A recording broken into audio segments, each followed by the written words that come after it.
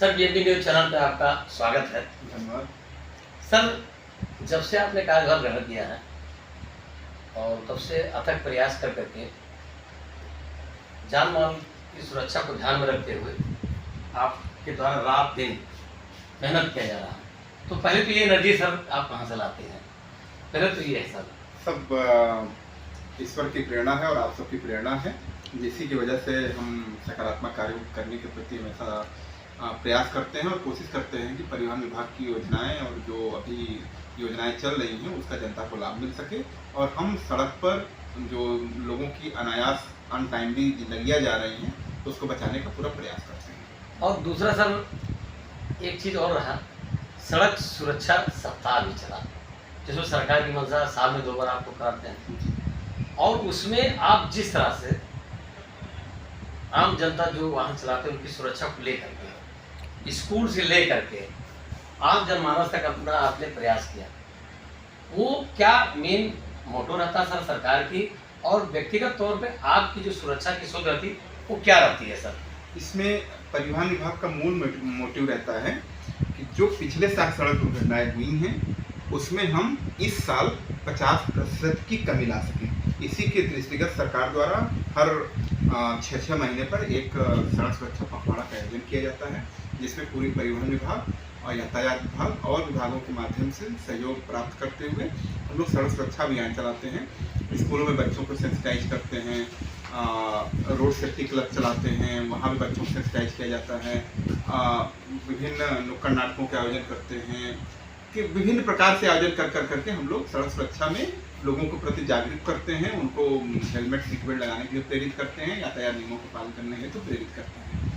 ये बहुत अच्छी बात है सर, आप जो लोगों को प्रेरित करते हैं स्कूल के माध्यम से हम जनमानस में जा करके। दूसरा, आपके परिवहन मंत्री जी का जो सोच थी कि सड़क दुर्घटना में जिस तरह से लोग गलत तरीके से वाहन चलाते हुए, ड्रिंक करते हुए, इन सब चीज़ों को लेकर के पिछले साल की अपेक्षा, उसके पिछले साल की अपेक्षा अगले हर साल कुछ न कुछ घटनाएं कम होती जा रही हैं, उसमें आप लोग किस तरह से मॉनिटरिंग करते हैं? जी, हमारे माननीय परिवहन मंत्री जी द्वारा काफ़ी अच्छा प्रयास किया जा रहा है, जिसमें माननीय के द्वारा अभी हाल ही में 28 इंटरसेप्टर नए दिए गए हैं। पूर्व में भी अभी 3 महीना पहले हम लोगों को जनपद बस्ती और सिद्धार्थ नगर को प्राप्त हुआ था। उससे पूर्व करीब 1 साल हो गए हमको बस्ती को इंटरसेप्टर प्राप्त किए गए थे, जिसके माध्यम से हम लोग लगातार हाईवे पर आए दिन चेकिंग करते हैं और वहाँ पर अगर कोई गाड़ी ओवर स्पीड चलते हुए पाई जाती है तो उसका 2000 रुपये का चालान होता है। तो प्रायः ऐसा होता है कि आप लोगों ने ध्यान दिया होगा, अगर हाईवे पर कैमरे लगे होते हैं तो लोगों का ध्यान पड़ने से उनकी स्पीड ऑटोमेटिक डाउन हो जाती है। तो हम लोग लगातार इंटरसेप्टर के माध्यम से चेकिंग करते हैं और सड़क दुर्घटनाओं में अपेक्षाकृत कमी लाने का प्रयास कर रहे हैं। बहुत सराहनीय काम है सर, और हम सबकी यही सोच और चेष्टा और आम जनमानस की भी रहती है कि आपका जो सुझाव है उसका पालन किया जाए। खास तौर पे कुछ चीज़ें और हैं सर, जैसे कुछ लोग ऐसे जो ड्रिंक करके चलते हैं, इनको लेकर क्या आपका जो सरकार का गाइडलाइन है, सख्ती से, प्यार से, व्यवहार से किस तरह उनको मोटिवेट करेंगे सर? ऐसे मामले आते हैं कि लोग ड्रिंक कर करके अपनी गाड़ी चलाते हैं, तत्क्रम में हम लोग चेकिंग के दौरान अगर ऐसे कोई प्रकरण पाया जाता है तो एल्कोहल मीटर हमारे पास होता है, उस मीटर के माध्यम से हम लोग उसका एल्कोहल मेजरमेंट करते हैं। अगर वो 35 रीडिंग से ऊपर पाता है तो वो पर्सन एल्कोहलिक ड्रिंक के मतलब माना जाता है और उसका हम एल्कोहल के ऑफेंस में चालान करते हैं, ड्रंक एंड ड्राइविंग में चालान करते हैं। और अगर वो रिपीटेड ऑफेंडर होता है तो उसका हम ड्राइविंग लाइसेंस निरस्त करते हैं। और लगातार हम लोग प्रयास करते रहते हैं इस प्रकरण में कि कम से कम दुर्घटनाएं हों और कम से कम लोग शराब पी करके वाहन चलाएं। एक तो बहुत अच्छी बात रही सर।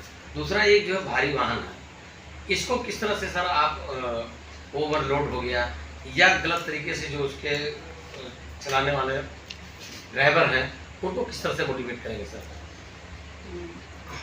जब से ओवरलोडिंग पर रेट काफ़ी, जुर्माने का रेट काफ़ी बढ़ गया है। पहले ओवरलोडिंग का 2000 रुपये हुआ करता था प्रथम ऑफेंस का और 1000 रुपये प्रतिदिन का था, लेकिन वर्तमान में ओवरलोडिंग को सरकार ने 20,000 रुपये ओवरलोडिंग का ऑफेंस और प्रतिदिन 2000 रुपये ऑफेंस का रुपये का जुर्माना लगाया है।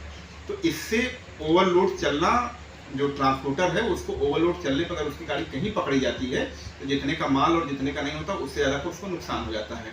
और अब वर्तमान में बड़ी बड़ी गाड़ियाँ ट्राला भी आ चुके हैं जो कि 55 टन में पंजीकृत होते हैं। तो उस लिहाज से ओवरलोडिंग की समस्या अब लगभग समाप्त हो चुकी है और बड़ी गाड़ियाँ हो गई हैं और लोग सजगतापूर्वक गाड़ी का संचालन कर रहे हैं। अगर यदा कदा ऐसी कोई प्रकरण आता है तो हम लोग उस पर विधिक कार्रवाई करते हैं और उसको निरुद्ध किया जाता है। विधिक कार्रवाई करते हैं। क्या शुभ नाम पड़ता सर?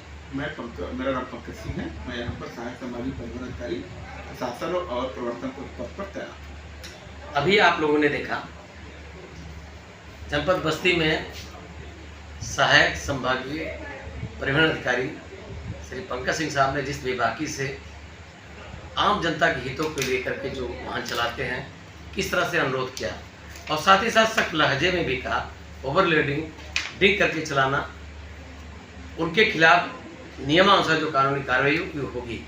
मैं चंद्र प्रकाश शर्मा संपादक BMB न्यूज चैनल यह अनुरोध करता हूं कि साहब ने जो बताया हेलमेट, सेफ्टी बेल्ट और भारी वाहन में ओवरलोडिंग न चलाएं।